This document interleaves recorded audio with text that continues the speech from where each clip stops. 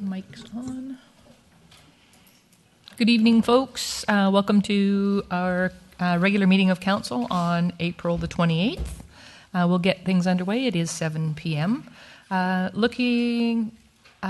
wanted to let you guys all know that we are video recorded and the information is posted to the website for your viewing at pleasure. Looking for approval of the agenda? Second. All those in favor? Opposed? Motion carried. It's time for public participation. This is when you, the folks in front of us, get to make comment or speak to us. It's not a discussion question answer, but if you've got something on your mind, by all means, step to the mic and let us know. Do state your name and address for the benefit of our recorder. If you'd rather that not be in public, please provide it to her in writing on the side. So I will call for any members of the public to stand and step forward. Absolutely. Come on up. It's on, Pat. Yeah, I did. Is it on? Hi, I'm Janice Hoffman. I live 416 Bidwell. Been a resident for like almost 40 years. My concern is the Painter Road. I understand that there is discussion. The Painter Road is going to go right through as a road. Anyway, I just sort of wrote something up here, and I'll just read it off. It's easier for me so I don't forget what I wanted to say. Because Painter Road has become very busy with parents dropping off and picking up children at Dunsmuir School, I would like to see the end of Painter Road used as a safe passage for children attending Sangster, Dunsmuir, and eventually the new Royal Bay High School. We should be encouraging families to reduce their carbon footprint, increase activity level, and become more environmentally conscious by walking, jogging, and bicycling to school. This should be a trail that is friendly to walking, jogging, and bicycles, and parents can have some peace of mind that their children have a safe passage to school. Currently, Painter Road is very dangerous for children attending Wishart, Sangster, and Dunsmuir because Painter drivers have become very impatient with parents stopping outside the school, dropping off and picking up kids, forcing the traffic to wait until their children casually exit the car and proceed into the school. There has been many times where parents are waiting for their children outside Dunsmuir by straddling the sidewalk and forcing other children to walk around their vehicle into oncoming traffic. I have walked down Painter Road with my grandchildren and watched cars hit the gas and roar up the street because they have had to wait for parents who insist on dropping their kids off in the middle of Painter Road instead of turning the corner and pulling over to the side. If the council were to continue to proceed with the road going through to Royal Bay, I would expect at the very least the Painter Road, Machosen Road, and Dressler be upgraded with real sidewalks, bike lanes to accommodate the amount of children and increased traffic that will be using these roads. We should have clearly marked and controlled crosswalks with lights and crossing guards for the younger children.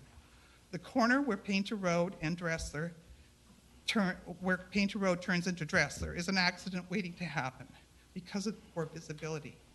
I would like to vote in favor of making the end of Painter Road a safe passage for all children traveling to and from all the local schools in our very large and growing community. Thank you. Dennis, thank you. And yep, we can certainly take that. There you go. Thank you. Maybe this might be the right time. How many of the folks here are here to make comment or hear about that part of the conversation? Is that where we're at? Yep. Okay, so maybe I might be able to help you. We're in the process of a master transportation plan. This is the work in progress that we are presently undertaking. We're working with a consultant and our staff and our council and you folks, the public. I was not at the open house. I will tell you right up front. I had family matters in Vancouver to deal with. But within that, there was discussion. There was the question raised, not only Painter, but Bunker, I believe. One that wasn't maybe identified as a possible connecting road would be one that we connect between Whale Road and Goldstream. These are all that would align with Wilfort in there. These are all potentials. These are all ideas. These are all just conversation at this time. The topic that's on the agenda for this evening, and I really encourage you all to stay and listen to as well, is going to be around continuing with our master transportation plan in its development. This is not making decisions. This is not about opening a road or closing a road or changing it from 2 lanes to 6 or any of those kinds of things. This is about determining in our neighborhoods what they might look like, as you said, Janice, in your conversation here, about identifying needs for crosswalks and sidewalks and lights and safe places and all of that sort of thing. So we're doing, at this time, the big plan, and then as we, move in time, there would be full public conversation, full public consultation. There would have to be studies done. I mean, the edge of Painter right now, can you imagine what that road might look like off the end? So, it's an idea. It's a concept. It's just a conversation at this point. So I don't want any of you going away. I want you to keep watching, keep involved, stay engaged. We will try and keep our postings to the website correct and current so that you'll have good opportunity to look at that. There's always the free flow of information from you, the people that live in those neighborhoods and in all of our neighborhoods with the process. So if that's of any assistance to you all here, I'm going to still open the floor. If you have something more to add or the opportunity still remains, that's what we want. But I just want to let you know that the Transportation Master Plan is a work in progress. We have staff members that are here, and have I missed anything in that regard? So there's more. There's another open house coming up. We're looking at perhaps putting a second one in there before we even ever get to an approval process of what that. It's like an OCP for transportation, including feet, bikes, trails, roads, sidewalks, the whole thing. So if that's of any help, that's. So is it the transportation subcommittee meetings that we should pay attention to if we want to watch the progress? Transportation and public infrastructure is the go-to committee that is sort of working with that. I'm just not sure next steps. Maybe Emmett? Certainly.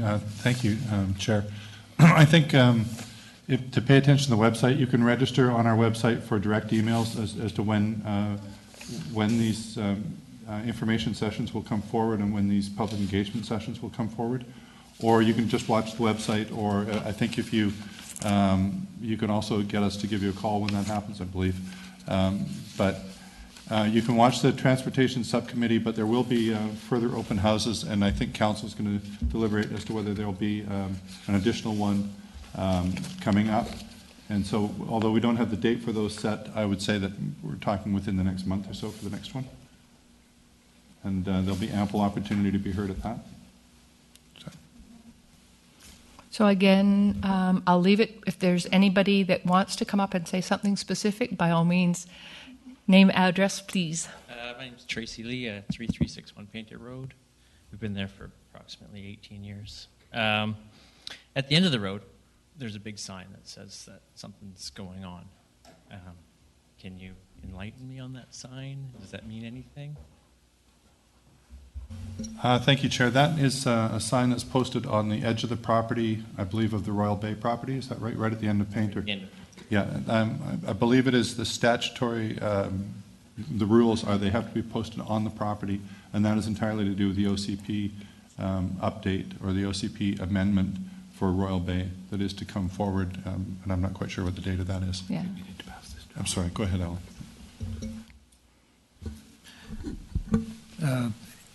Emmett is correct. That notice is relative to an OCP amendment application that will be considered by committee. It's anticipated at this point on May 20th.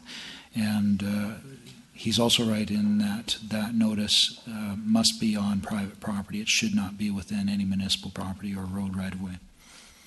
So that is private property then?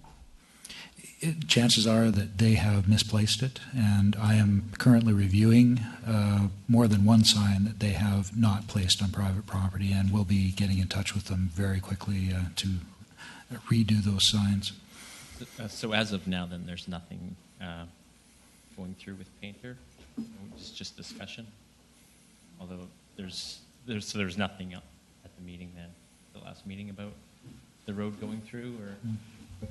It's part of a discussion within the transportation master plan. As part, no.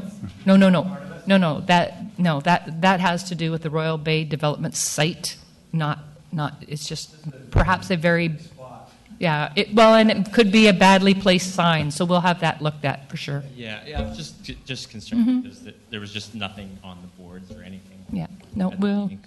We endeavor to inform and put out information wherever and as much as possible. So if we're not doing our job, you let us know. Okay.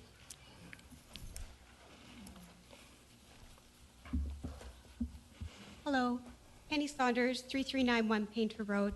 With regards to Tracy's comments, I believe that perhaps the two issues are related. I noticed that on your transportation master plan, unfortunately, I did not have the pleasure of attending gym night.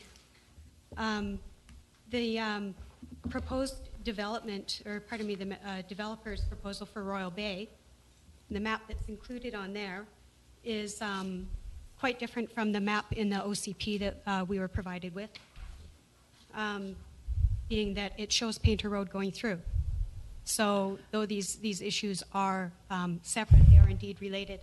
The sign at the end of Painter Road relates to Royal Bay property and their application to amend the OCP. The discussion with regards to the extension of Painter Road, two different issues, but are they related or not? Because the lived at Painter Road for, 12 years now, proud Colwood resident for 23. And one of the deciding factors before we purchased 3391 was made queries to City Hall, and we were advised that Painter Road would never go through. That was a strong purchasing factor for us, very strong. But I don't know, I guess it's just a comment, because the map in your... What I would encourage you to do, because we don't have the availability to take things on one-on-one here at this time, is if you can either leave that with staff or come during staff time. You mean the discrepancy in the maps? And have them identify the maps, because from here I'm not sure which one you're looking at either. Yeah, So. it's happy to show them to you. Absolutely. Also, there's green space in the Royal Bay plan. Should an extension of Painter Road go through, that green space would be interrupted. I don't know. I know green space is negotiated with developers. So. That's why it's all conversation at this point. Thank you so much for your time. You're welcome.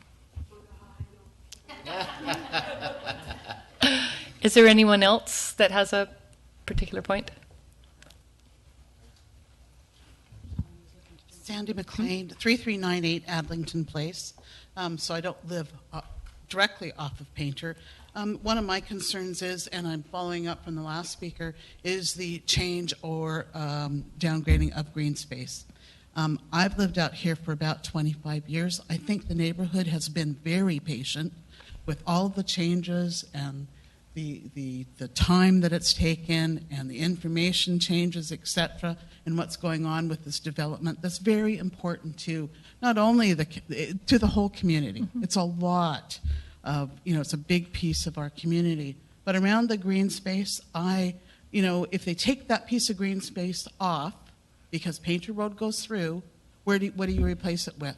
Because we have already lost green space that was promised over the last 25 or 30 years that I know of. So,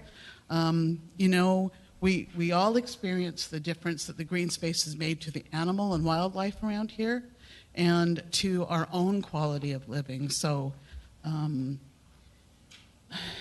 It's reassuring, Mayor, to hear you talk about no decisions have been made, but when we're presented with maps that show things that are already done, that have not been through any sort of public process, it leaves us, makes it difficult to believe what we're told when we come to a city council meeting. So it's good to do a big picture. You have to have some place to start, but when details within the big picture are put into place without public consultation, none of us find that comforting or believable. So for me, the importance is the green space and the effect that that's going to have on our living, what the community looks like, and with all of those new homes, and it's just going to become more and more important. So thank you. Thank you. Duly noted, all. Anyone else?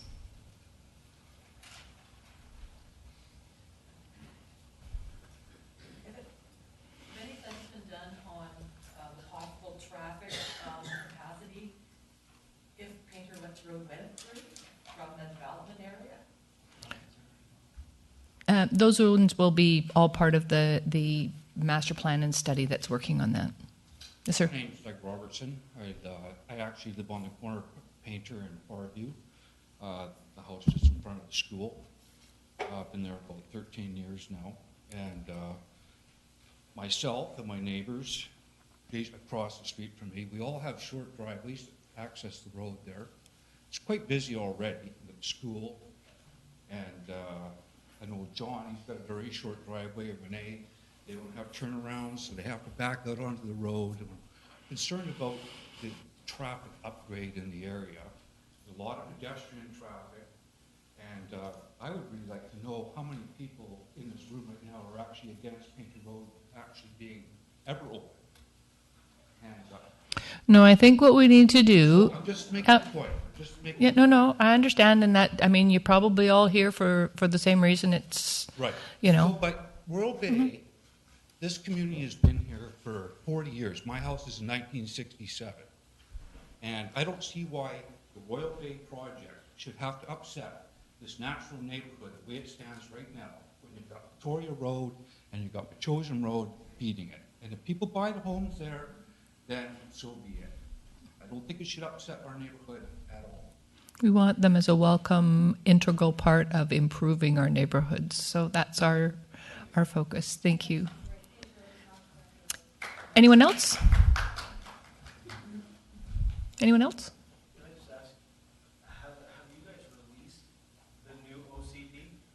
No, that's still being worked on as well. Okay, so are these addendums, like, is there like a version that you guys have that show the addendums that Royal Bay are making that are overlaying? No, we're still dealing with them Point as of well. order, please. So, It's not discussion. anyways, folks, we have to keep it to comments of the public. And if there's none anymore, Reverend Gray? Ken Gray, 409 Tipton Avenue, and we bought on to Painter. I'm a newcomer to the neighborhood, only been there 9 years, so isn't that interesting? Interesting to hear your stories. I would just add to the mix the same concern about green space. We're all wondering what will happen to the former Pilgrim United property. One of the reasons that attracted us to the neighborhood was the trees. The area where all of Painter is quite straight, and certainly traffic management is an issue now. And I wouldn't even mind some sort of traffic calming to the existing Painter Road. So I just add that to the mix. Thank you. Keep watch of the transportation plan as it unfolds and register with it and offer your comments. I will be moving on then into Mayor's message. There's a series of introductions tonight. First and foremost, today marks the National Day of Mourning across the country. Canada was the first country to recognize this event, and I'll just read some of the information that comes from our health and safety officer. Today, April 28th is National Day of Mourning for workers, families, and employers to remember those who lost their lives in workplaces across BC. WorkSafe BC, the BC Federation of Labour, and the Business Council of BC come together to hold ceremonies across the province. Today at 10 o'clock, Colwood was represented by Trevor Davies, our occupational and health safety advisor, at the Victoria Remembrance at Saanich City Hall. Flags were lowered today at both City Hall and Colwood Fire Department in honor of today's recognition. This started back in 1984, and the Canadian Labour Congress first recognized this in 1984. In 1990, it became a national observance, and in 1991, the federal government officially proclaimed the National Day of Mourning. In 2013, some of the background in BC, 128 work-related deaths were recorded in BC. Of those 128, 67 were from occupational disease, from exposure to such things as asbestos. 38 were from occupational groups related to similarly to the type of work that's done here at City Hall in construction, public works, administration, etc. 39 were from traumatic injury, 22 from motor vehicle incidents, 6 were workers aged 24 or younger, 3 were in the Capital Regional District. So with that, we had a service here this morning as well for a moment, and we'll recognize that. The next event that I hope you all attend is Wednesday, April the 30th, from 5 till 8 p.m., an open house at Colwood Pentecostal Church in the Big Hall in regards to sewage treatment and resource recovery proposal for Colwood and its residents. That's not only open just for those that live here, but anybody in the region. We also have Saturday, May the 3rd at 10 a.m., a broom pole at the Esquimalt Lagoon. Everyone that can want to do a bit of work down there, it will to be meet at the washroom at this far end by Lagoon Road. Sunday, May 4th at 2 p.m., Solar Colwood has a home tour going on. It is listed on our website, so you can go there to get that information. Sunday, May the 4th, from 11 till 3 at West Shore Parks and Rec in the Seniors Center is the 7th Annual Emergency Preparedness Fair and Display. They've got a lot of things going on that one. And finally, West Shore Arts Council has a student fine art show and sale May the 10th and 11th at Royal Roads. Saturday, May 10th, it's from 12 till 5. Sunday, May 11th, Mother's Day, is from 10 until 4. So you're welcome to attend. All of those are listed on our website, so another place for good information. Looking then into adoption of minutes, we have minutes of the regular meeting of council April 14th. Move adoption. Second. All those in favor? Opposed? Motion carried. Receipt of several sets of minutes. Cycling Advisory Committee, March the 3rd. Finance and Min Committee, March 17th. Parks and Rec and Culture, March 17th. Planning and Land Use, April 1st. Move receipt. Second. All those in favor? Opposed? Motion carried. No correspondence requiring council direction for this evening. Moving in then to Planning and Land Use Committee, 6.1.1 DVP Variance Permit of 14-002 for 3342 Ravenwood Road. I understand, Mr. Holdenby, you have an introduction? Thank you, Madam Chair. At their meeting of April 15th, 2014, the Planning and Land Use Committee considered a development variance permit application for 3342 Ravenwood Road. The applicant is requesting variances to facilitate construction of an accessory structure in the front yard in the form of an open carport. The proposed variances involve a relaxation of the front yard setback applicable to accessory buildings from 15 meters to 0 meters. And secondly, a relaxation of the side yard setback normally required for an accessory building from 1 meter to 0 meters. It was noted by the committee that the proposed variances will have minimal impact on neighboring properties. Part of the discussion involved screening for adjacent properties as well. And also the committee extended appreciation to the applicant for their efforts in making their neighbors aware of the application details. I would now defer moving the recommendation to Councillor Sullivan, who chaired that particular meeting. Thank you. And I just want to echo, before I move the recommendation, my appreciation for the applicants and all the hard work they did in getting the neighborhood informed and supportive of their application. It's a kind of a rare instance when you have more people supporting an application than actually nobody showing up to oppose it. So thank you. And with that, I will move that Development Variance Permit number DVP-14-002 be authorized for issuance, which would have the effect of varying. I don't think I need to read it all. Point A and point B, subject to the condition that the design, location, and construction of the carport be in substantial compliance with the plans submitted with the application.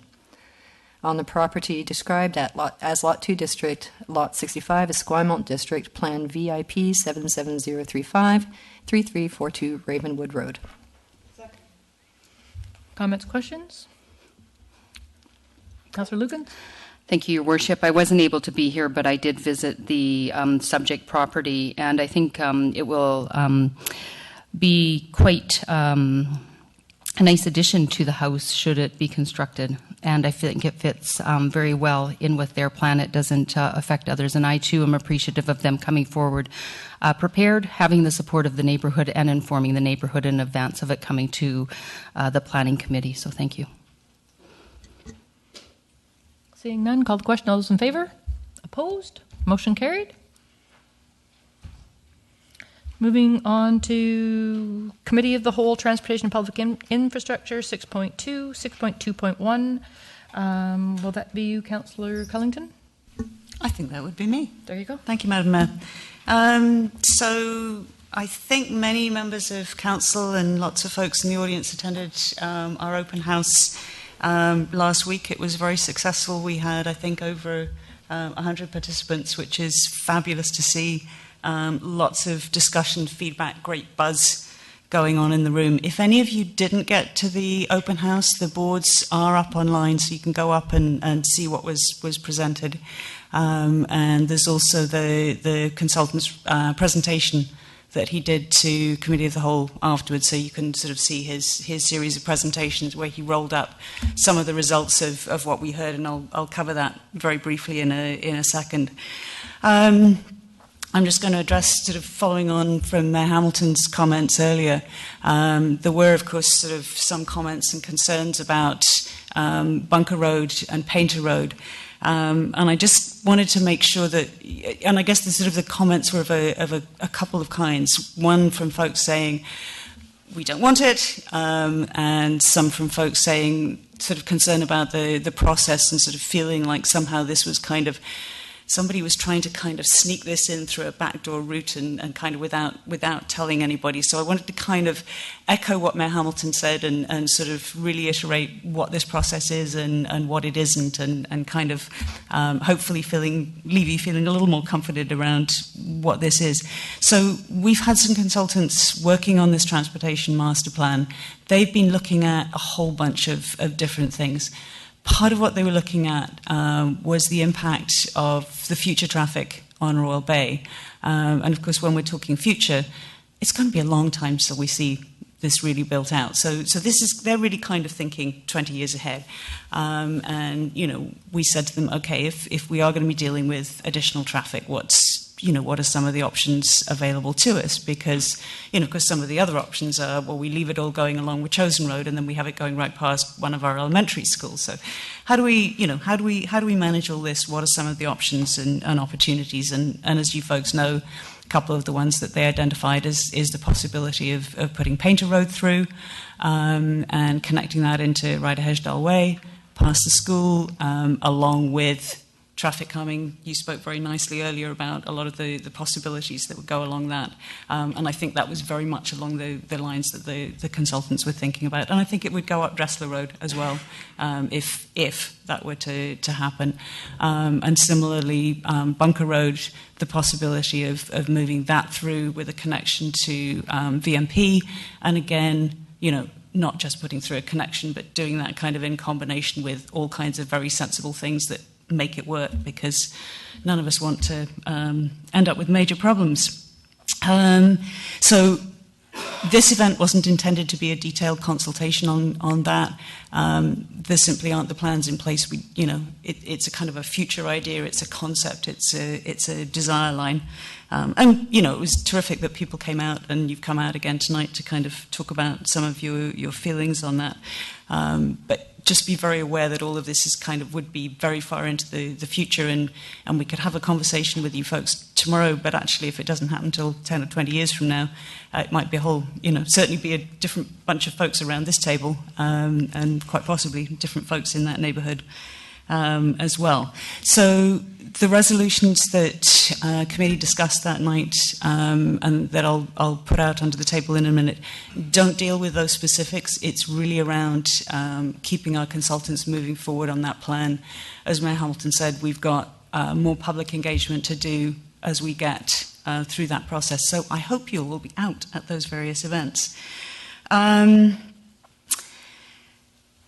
I think probably the other piece to recognise is that, yes, absolutely, when we get to all of the implementation stages of this transportation master plan, there has to be consultation with the neighbourhoods. That's already happened. For example, I hope you folks have seen the work that's happened at the corner of Wishart and Cairndale. And so, I'm hoping you're liking what you saw. But as a part of that, we did a little consultation with the neighbourhood and said, this is what we're planning to do. And in fact, everybody came back and said, oh, that's fabulous, terrific. And we're looking at doing some traffic calming work on Sunridge Valley Drive.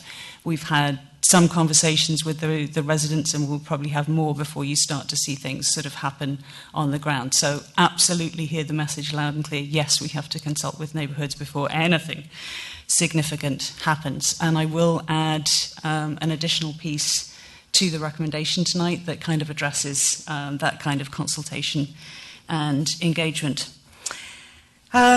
So just very quickly, for those of you who weren't able to meet or make it to the committee of the whole meeting, I thought the consultants did a fabulous job in terms of turning around the people's feedback very quickly and bringing it back to us at committee. So some of the things that we heard from everybody who came and filled out those feedback forms. So 82% of respondents feel that the city should focus on promoting sustainable transportation instead of expanding the road network. So focus on the biking and the walking. Focusing around vibrant local economy, basic needs, and ecosystems and biodiversity as part of the plan. There was strong support for the proposed vision around vibrant community, diverse economy, sustainable environment. So 82% of respondents said they either agree or strongly agreed with that vision. 2/3 of folks want to see either a moderate or a significant increase to the mode share targets. So in other words, increase the number of people, rather than all of us driving around in cars, more people who are walking, more people who are cycling or taking transit. So suggestions were sort of either, we're currently around 15%, can we up that to sort of 25% or maybe even 30% was the feedback that we heard. Lots of support for a walkable community, schools and sidewalks leading up to schools being a high priority, and also access to bus stops and kind of in our community centres having lots of walkable facilities. People liking seeing more cycling facilities, bicycle lanes, particularly the ones that are buffered. So, rather than that little white line that separates you from that car, and I know there are some keen cyclists in the audience, having some kind of separation so that cyclists feel safer when they're out and cycling on the roads. Convenient and attractive transit, people wanting to see better transit service more often, going to more places. That's one of the advantages as we build out our neighbourhood. The more of us, the more close together, the more likely we all are to get good bus service. So that's one of those sort of things that reinforces each other. This won't surprise you. Over 70% of respondents either agreeing or strongly agreeing with traffic calming in various different areas. There were some areas shown on the map including where you folks live. And then quite an interesting discussion with comments from the audience and also committee on the sort of the vision and goals, the targets, transportation priorities, and looking at various different street cross segments. So that all ended us up with a motion to Council, which I will recommend to Council that Council directs staff to 1. Continue to develop the Transportation Master Plan presented to the committee, including the proposed vision, goals, and increased mode share targets. Number 2, prepare suggested approaches for some of the Colwood arterial, collector, and local greenway streets. Develop a survey of residents' transit needs and desires. Continue to focus on economic development in the Transportation Master Plan. And number 5, if there is a major change, such as an opening, closure, or major alteration to the use of a road, that direct contact will be made with the affected residents and others, with the issue coming back to a city committee for discussion and prior to council also reviewing any significant change. Second. Discussion, Council? Councillor Day? Thank you. I want to thank everybody who's come out here tonight. I spent a lot of time trying to inform all of the affected residents because I was very concerned that this was coming forward without the public being very aware. Public engagement is not an exact science, and it's not easy. Unfortunately, I found that there was a lot of inconsistencies. There's actually 3 different maps that were presented that showed different openings, linkages from Elizabeth Ann, linkages from Bunker to Veterans Memorial Parkway, linkages from Painter into the Royal Bay development. Also, a couple of other little roads, and also Wilford Road was on there. I haven't quite got a handle on the names of the other little roads. I don't know them as well. But the 3 different maps, there was one that was presented at the meeting. There was one that you could find on the website now, and there was a different map that was included with the report that's on our website from the Committee of the Whole meeting. And that really made me very concerned. So I thank you all for coming out and voicing your opinion and being aware. I believe that we are working and that staff and myself included has learned a great deal through this process. I think we're going to be more careful about putting draft in big letters on any proposals that come forward. I think we're going to be more careful about making sure that what's presented at an open house is also put on our website and in advance of the meeting so that people can be aware. And I think we're not going to be quite as quick in going from an open house to a committee of the whole meeting, which is what we did this last time. It was kind of neat in that we got the instant results, but it was kind of problematic in terms of getting that information out to the public. I very much thank Councillor Cullington for adding the 5th recommendation to the motion to ensure that there's no way anything is going to slip into a plan without people being informed. I just couldn't sleep at night if that was the way things were going to be, so that's why I had to tell you and come around and put letters in your mailboxes and talk to those of you who are out doing your gardens. So thank you very much for coming. I will support the motion as it's going forward tonight. I've been repeatedly assured that we are looking at all future possibilities, and I can't tie the hands of a future council, but I can certainly say what makes sense and what doesn't, and what works and what doesn't. So I'm hopeful that we are going to make vehicles our last priority and make pedestrian uses and bicycle uses higher on our priority. So thank you. Any other members of council? Seeing none, call the question. All those in favor? Opposed? Motion carried. Thank you, folks. Moving on to Parks, Recreation and Culture Committee, 6.3.1, split rail fence at Colwood Creek Park. Recommendation from council meeting March the 24th. Councillor Day? Thank you. Yes, you're allowed to run away. That's fine. No, you have to stay. You have to stay. Quick, close the door. So at our March 24th council meeting, I brought a recommendation forward from the Parks and Recreation and Culture committee meeting that council asked us to bring more information forward on with regards to the materials that may be required to erect the split rail fence around the around the playground at Colwood Creek Park. And we have confirmed that the cost to build the split rail fence, materials and labor will be in the neighborhood of $1,450. And Public Works has some of the split rail fence in stock already. It was left over from a previous project. We'll need to order a bit more. The cost has been priced out per 10-foot section of fence. And there is an attachment showing precisely where the fence would go around. And it was recommended, and I would so move, that staff brings forward a bylaw amendment to the City of Colwood's, oh, wait a minute, I'm on the wrong spot. That the following be added to the original recommendation of March 24th.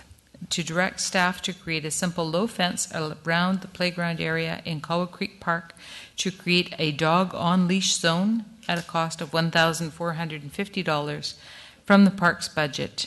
This is to be done in 2014 if the existing budgets allow, or otherwise be brought forward as part of the 2015 budget discussions. Councillor Day, do we need to approve the entire recommendation now? I would look to staff. We need the whole thing? Okay. So it was the complete recommendation with number 2 inserted as written here. So the recommendation is, let me reread this to you, that it be recommended to council that staff bring forward a bylaw amendment to the City of Colwood's Animal Regulation and Impounding Bylaw 1990 to designate the playground area in Colwood Creek as a dog on-leash area for a 1-year trial period. And 2, that we direct staff to create a simple low fence around the playground area in Colwood Creek Park to create a dog on leash zone at a cost of $1,450 from the park's budget, to be done in 2014 if existing budgets allow, or otherwise brought forward as part of the 2015 budget discussions. And 3, that signage be erected to inform the community about the change. And number 4, that staff be directed to bring this item back to the committee after a 1-year trial for review. Conversation, Councillor Logan. Thank you, Worship. Through you to Councillor Day, and I apologize. This is something that just came to me during the meeting. But was there any discussion with the CRD Animal Control Division about the possible changes that we're planning on making and seeking some input in terms of enforcement and how they plan on enforcing it, just to see how it works within their schedule? It is my understanding that there are regular communications between our bylaw and CRD enforcement, and that if additional issues were created, they would let us know. In fact, at the original meeting, our bylaw officer was present at the meeting where this was discussed. Councillor Sullivan. Thank you, through the chair, to Councillor Day. I have a question with respect to the costing of this project, and I understand that the low-cost fencing is going to cost $1,450. But in item number 3, we talk about signage being erected to inform the community about the change, and there's no budget attached to that? That's because the signs that we're going to use are going to be created in-house, made with, they're very short-term signage because this is a change. It only needs to be put up for a short period of time. So some of the signage will be very low-key, informative, this is what's happening in your park. And the other signage, there is a budget for the parks so because it's a very contained area, there's only seen as really needing one sign. Follow up? Thank you, through the chair, to Councillor Day. So there's only going to be one sign. It's going to be created in-house, so there's absolutely no costs associated with it? There will be one sign that comes from the sign budget that Parks already has for Colwood Creek Park. Okay. And there would be other additional signs on the a split rail fence that are created in-house to intensify the understanding of the change. Thank you. Councillor Lukens, you had a question? Thank you, Worship. Through you to Councillor Day, the $14.50 that you were just speaking about, is that the cost just for the materials, or is that the cost included for man hours as well? That includes labor. As well as the product. And I guess I'm not going to be supporting this. I didn't support it initially. And the reason is when you see a playground, any responsible dog owner will keep their dog on a leash. As we know, if you're not a responsible dog owner, it just doesn't matter. So whether we take the effort and make the effort and the expenditure, albeit, minimal, I just really believe that if people want to have their dogs off leash, and if they're unruly dogs, the dogs are going to be everywhere. So, I hope it doesn't increase enforcement or the cost that it's costing residents today with respect to enforcement. I just hope people become responsible dog owners. Councillor Day?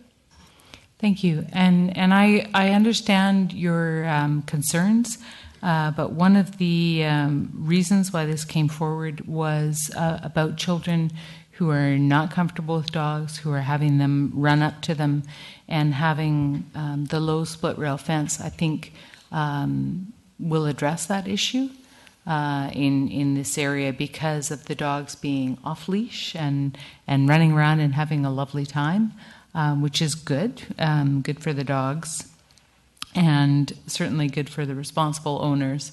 Not always so good for the children in the playground, and certainly the feedback that we're getting from our public works park staff is that there are a large incidence of owners not looking after their pets in that area, and they feel strongly that putting this barrier up and really designating this area for the children will be helpful to both our costs in terms of cleaning up after the less than completely responsible dog owners, and will help in terms of the maintenance of the area.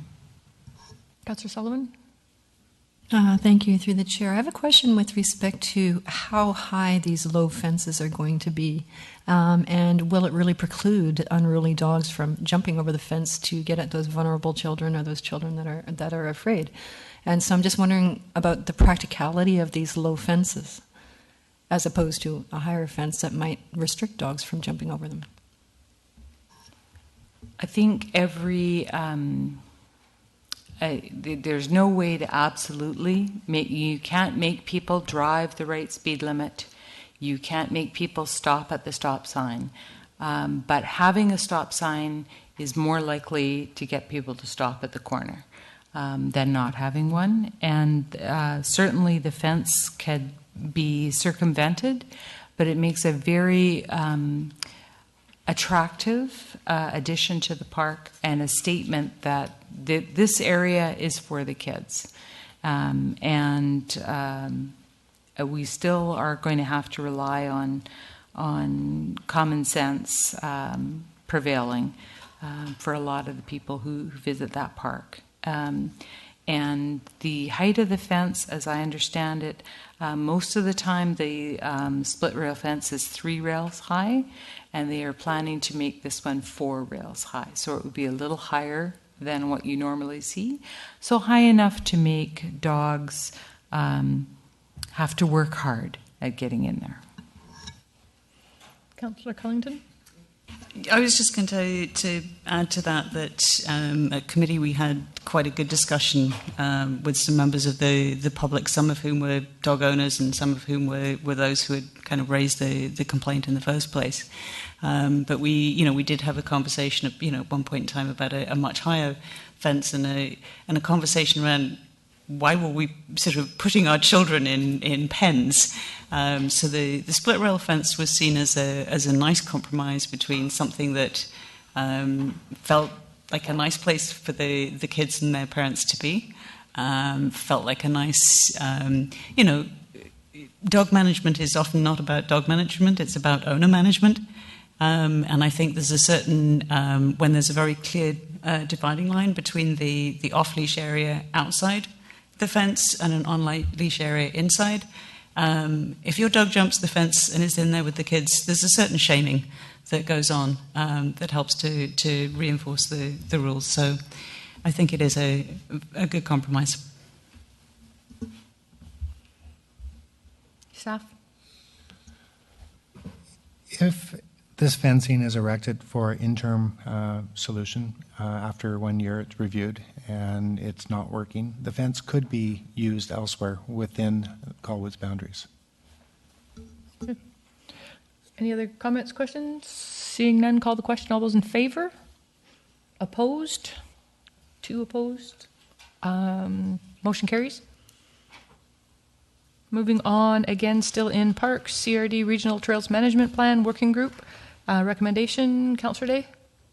Thank you. The CRD is initiating a management planning process relating to its regional trails, and they have sent a letter to us inviting us to participate in their regional trails, or to all municipalities that have regional trails running through them, to participate in their regional trails management plan working group.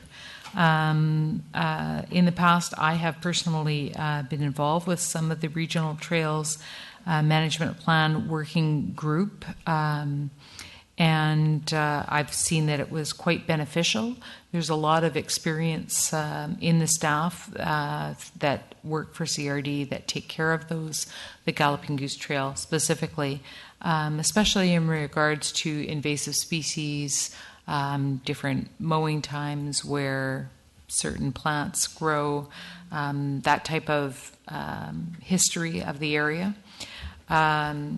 And it was suggested that having a representative sit on the committee would be good, as it would help keep Colwood apprised of the issues on the regional trails, especially the Galloping Goose Trail, which runs through Colwood and certainly very close to Colwood Creek Park, which we were just discussing. And we're certainly aware of issues that have gone from the Galloping Goose Trail and into our park. So it was recommended, and I would so move, that Council supports appointing Gord Beliveau, Parks Foreman, to represent the City of Colwood on the CRD Regional Trails Management Plan Working Group Committee. Comments, questions? Seeing none, all those in favor? Opposed? Motion carried. Moving into Finance and Admin, Councillor Martin, a memo regarding the Greater Victoria Public Library update. Thank you, Your Honor. I sit on the board of the Greater Victoria Library, and I just wanted to bring a couple things to the Council's attention. My brain stopped working there for a sec. Not the first time. The first thing was, just as you're probably all aware, the City of Langford is sponsoring the library at the new YMCA that they're building out. And there was a presentation at the board meeting just about how the Y is also working very cooperatively with the City of Langford to utilize space when they're not using it, that they'll be able to use it with the Y. So the reason I bring this up, though, is because it's a good news story and not a good news story, at least in my opinion. The good news story is that we're getting another library here in the West Shore, which I think is fantastic. I'm very excited about it, very supportive of it. I think libraries are essential to a community and represents sort of our essence. My concern, and I wanted to share it with this council, is that There are two parts of the library. There is the operating agreement, which each municipality signs, so that we all agree that we're going to be part of the Greater Victoria Library Association and that we authorize them to operate on our behalf. The second part is that each municipality is responsible for providing the physical space, and they pay for that physical space. So, for example, Saanich provides the Emily Carr Library, and then they moved it from the old building to Uptown. And the District of Saanich took on the entire costs to do that, to move it. It wasn't something that all of us were responsible for. The Wanda Fuca building is owned by 4 municipalities, owned by Langford, Colwood, Highlands, and Metchosin. Langford, through West Shore Park and Rec, has been definitely representing themselves that they are moving towards wanting to support facilities that are within their district. And so my concern is, as we begin to move forward and then the Y is built out and Langford has the Langford Library, they will say, we would like to walk away from the Wanda Fuca branch and put the money into the Langford branch, which would mean that Highlands, Colwood, and Metchosin would need to pick up the entire cost for the Wanda Fuca branch. And I think I just wanted this council, now they have not said this. I want to be very clear, Langford has not given any messages to this point, but I think it's something that we should be thinking about and prudently budgeting down the road as that library gets built out, because I would not be surprised if something along that lines happens. So that's sort of the good news, bad news with that. Second thing that I just wanted to make everybody aware of, if you didn't already know, is that the Greater Victoria Library Association has created an app which now allows you to do a Q code on your iPhone or on any type of phone, so that instead of having a library card, you can just bring up your Q card and check in and out. You can also make reservations and holds on it through the app. So I'd encourage everyone to download that app. And then the third thing was just to make you all aware that the Canadian Library Association, which is a very big deal, is having their national conference here in Victoria, May 28th through 31st. We're basically looking at hundreds of volunteers that are needed. So if any of you are interested, definitely just let me know, and I can hook you up to the volunteer coordinator. And I don't know if it's a benefit or not, but your one perk is you get to go into the exhibit room if you're a volunteer. So you can look at all sorts of books and book dealers. So that was it, just for general information. Thank you, Councillor Martin. Has our communications officer been apprised of that volunteer request? Because it could be posted on our website. I do not believe so, but I will do that tomorrow. Recommendation. Thank you. Councillor Sullivan. Thank you, through the chair. I just have a question with respect to the app. Is this a free app, or is the Library Association charging for it? No, it is free. Oh, great. Yep. Thank you. Okay, Councillor Lukens. Thank you, Your Worship. I was just going to mention the app that our communications manager should also know about it and get it on the website so that we can download it. I just want to expand on what Councillor Martin referred to with respect to the YMCA library or the Langford Library. I personally would like to see us start looking at what our numbers are now. We need to start this sooner than later, not only just with the library, but I think in general, personally, when it comes to the Wanda Fuca grounds and facilities. And I think it's something, regardless of what happens, we need to plan for the future. We don't need to be caught with our hands in our pockets or our pants down, as we were with Royal Bay. Councillor Sullivan. And thank you. Just follow-up question or comment with respect to a risk assessment, and I'm just wondering if anybody's conducted a risk assessment to the City of Colwood and what that might look like moving forward. Staff. Staff have engaged staff at the administration level of Wanda Fuca currently to determine some of these numbers. We'll be providing some in-house analysis of that information that we'll provide at a future council meeting, most likely the first meeting in May. Thank you, sir. Councillor Martin? Just to add to that, the building itself is paid off, so we do not have a mortgage or anything on the branch. If you recall, what we were doing is we continued to pay the same amount, and we were putting it into a contingency fund to help replace. For example, we're going to look at spending $60,000 to replace the roof this year, and so we were looking at building this contingency fund up and moving that forward. That concerns me because if you look at West Shore Park and Rec, Langford, the city of Langford has already made a request that the maintenance fund, their dollars that are in the $1.3 million be returned back to them. And my concern is if we build up a large contingency there, they may say that we would like to move that money over to their library. Those are all discussions that are presently underway at West Shore Parks and Rec, and including in owners group meetings going forward. I think, have we got a date on that one? Okay, so I think it's early May in there. So it was just made public by Mayor Young. Do we need a receipt motion on this, or is it just for information purposes? There's no actions. Council could just receive it for information if they Thank prefer you. to see Receipt for motion. information. With amazing thanks. With amazing. I'll second that.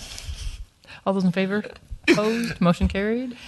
Moves us into bylaws, folks. Item number 7.1 is bylaw number 1535, final reading for tax rate bylaw 1535, 2014. Move final. Second. Oh dear. All those in favor? Opposed? Motion carried. Bylaw number 1536, looking for first, second, and third readings on Colwood Sewer Utility Bylaw number 1500, 2011, Amendment number 2, Schedule D, Bylaw number 1536, 2014. Move introduction, Your Worship. Second. All those in favor? Opposed? Motion carried. Move second. Second. Discussion? Oh, you like Councillor Day? I forgot. Sorry. Just wanted to confirm, my understanding is the sewer utility bylaw is for those people hooked up to sewers only? Yes, that's correct. Thank you. Any others? Call the question. All those in favor? Opposed? Motion carried. Move third. Second. All those in favor? Opposed? Motion carried. Item number 7.3, memo planner rezoning amendment bylaw number 1537, 1538, and 1539.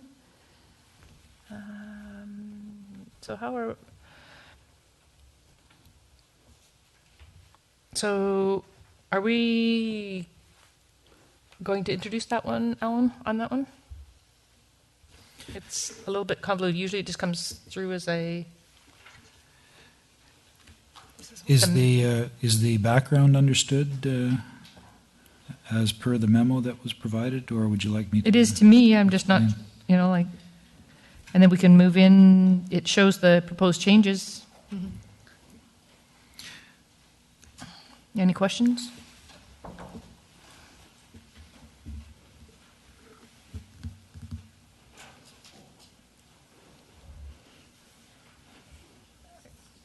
Are you going to introduce?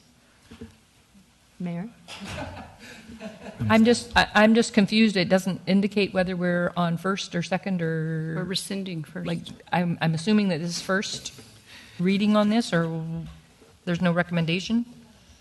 The recommendation actually is at the bottom of the memo.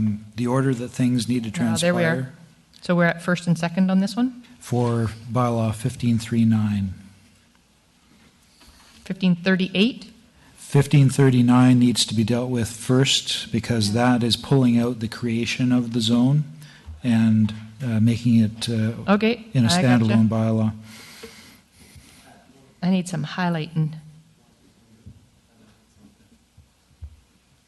Okay, I've got it now here. Just have a question, Madam Chair. Yes. I would not mind having the planner explain his memo for the benefit of people who may watch the council meeting later on the web or who are here in person who would like to understand what we're doing. Lead it away. Okay, thank you. The situation is, as you recall at a recent meeting, bylaw 1537, which dealt with the creation of what we call the R6 zone in the land use bylaw, as well as rezoning the property at Seafield and Heatherbell to that new zone to accommodate the proposed 35 small lots. Received first and second reading. We have a request from the applicant involved with that bylaw to hold off on proceeding with that further at this time. That presents a bit of a problem insofar as the actual zone was being created in that bylaw, and we have another site now that was intending to take advantage of that R6 zone. So in order not to unduly hold up the second application, which is Donovan Ave, then staff proposed to pull out the creation of the R6 zone from bylaw 1537, create a new bylaw, standalone bylaw that creates that zone, give that first and second readings initially to start things off, and then amend the original 1537, rescind second reading and give it second reading again as amended, and then lastly to give first and second readings to the Donovan bylaw, which is 1538.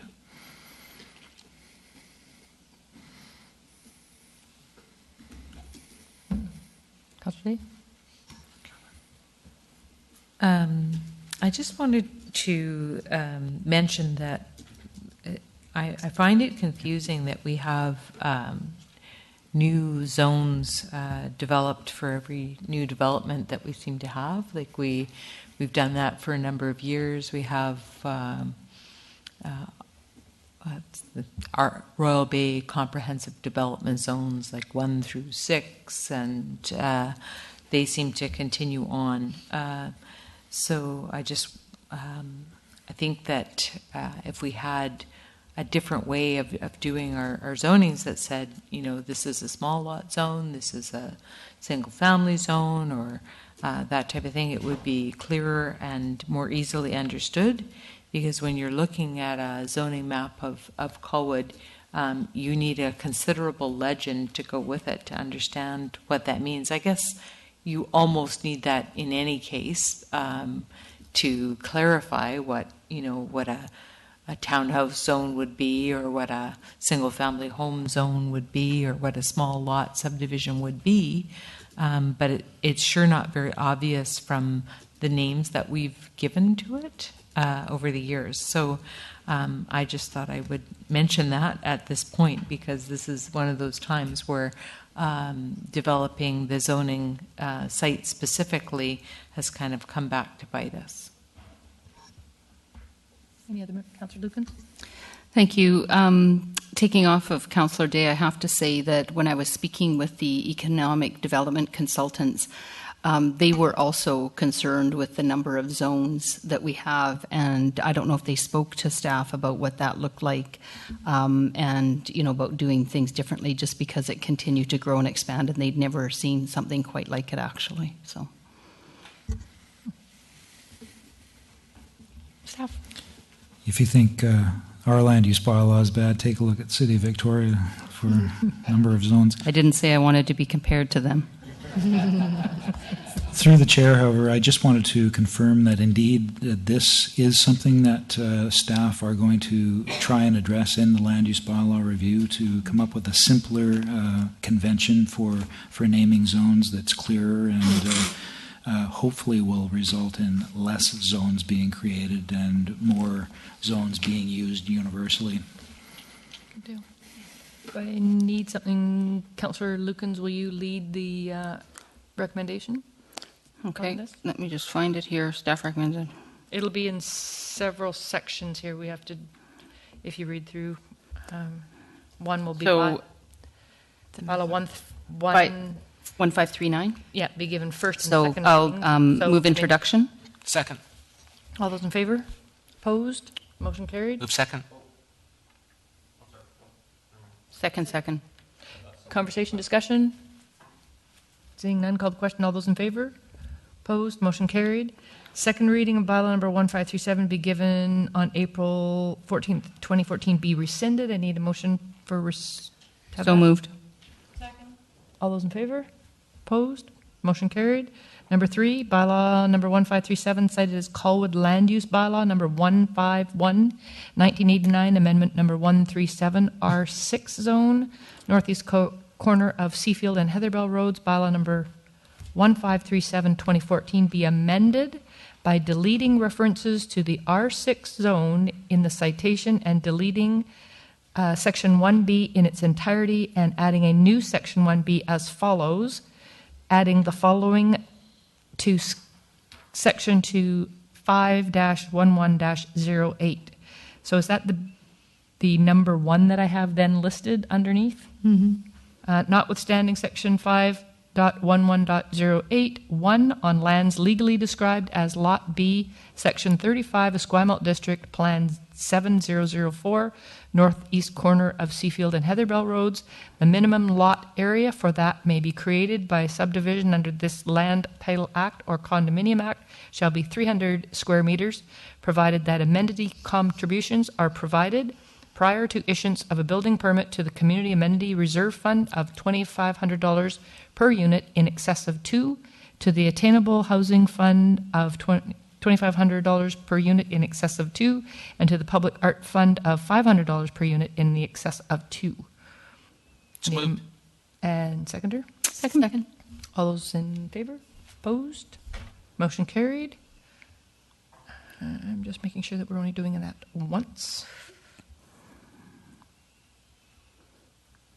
I guess we're on that one on 1. And then number 4, the bylaw number 1537, cited as Colwood Land Use Bylaw number 151, 1989, amendment number 137, northeast corner of Seafield and Heatherbell Roads, bylaw number 1537, 2014, be given second reading as amended. So I need a mover and a seconder. So moved. Second. All those in our conversation, discussion? Councillor Day? Thank you. I will not be supporting this bylaw, as I have not supported it all along, as I do not support small lot subdivisions of 300 meters per lot and less. Anyone else?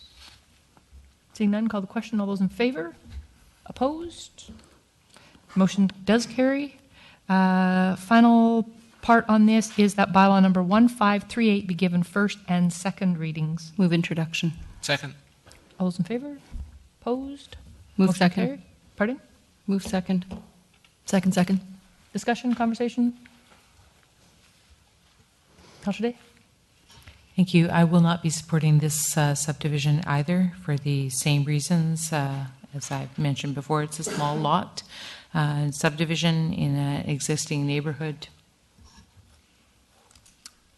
Call the question. All those in favor? Opposed? Motion carried. Moving into 7.4, bylaw number 1539, first, second readings only. We've done those. Yeah. No, we've done. We need to do 7.5 now. So, okay, so that's it. Oh, we've done them all, actually. 539, 37, 38. We're done.